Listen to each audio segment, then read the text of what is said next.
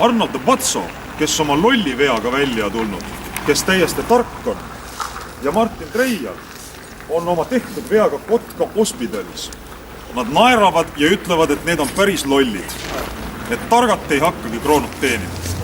Meie palume neid mehi järelevaatusele kutsuda, kas nemad on lollid või ei ole. Siin teadustan ühest tähtsast asjast. Väike Juhkentali Uulits number 7 korter elab Juuri Lilla. Tema on 38 aastad vana ja punase passi mees. Mineval aastal käis kord komisjonis. Nüüd naerab ja kiitleb, et raha eest võib kõike teha. Vahel sõidab ära ja ütleb, et elan paar kuud ühes kohas, paar kuud teises kohas, siis nad kuradid mind ikka kätte ei saa.